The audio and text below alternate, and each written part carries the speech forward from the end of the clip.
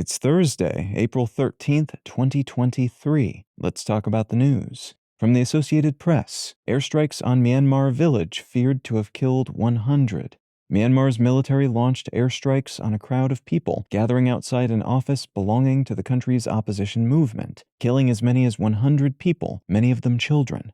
The country's military, which seized power from an elected government in early 2021 and which has since then been fighting with a dispersed but popular armed resistance movement throughout the country, has been opting for airstrikes against resistance targets a lot more of late, dropping bombs directly onto crowds of people in areas known to house resistance groups, and then in some cases sending in helicopters with heavy guns to shoot at survivors. Many international organizations and other governments have condemned the military government of Myanmar for these sorts of attacks, and the Myanmar government generally justifies their actions by saying the pro-democracy people they are killing are terrorists.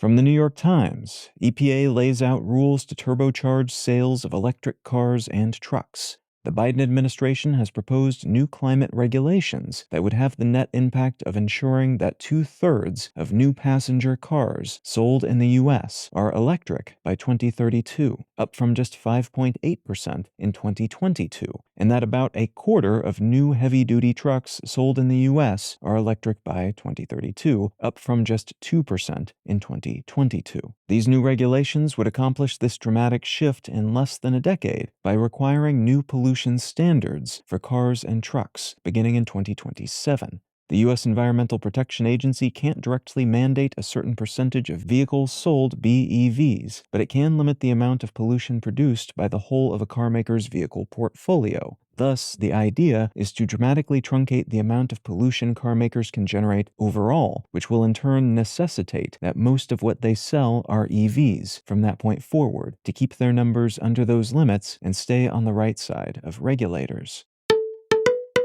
And from the Wall Street Journal, U.S. inflation eased to 5% in March. New data released by the U.S. Federal Reserve indicates the country's consumer price index was up 5% in March from the previous year, which is down from February's year-over-year increase of 6%. This means that although we're still dealing with high levels of inflation, the rate of inflation increase is dropping, and the inflation rate from last month was the lowest we've seen since May of 2021. That's good news for the Fed, which is tasked with bringing this number down, and which has been raising a key interest rate to do so, risking economic damage in the process. It's expected the Fed will probably slow or even stop their interest rate increases soon, allowing that rate to stay at a high level for a while, cooling the economy a bit and hopefully dropping the inflation rate still further as a consequence, getting it closer to their target rate of 2%.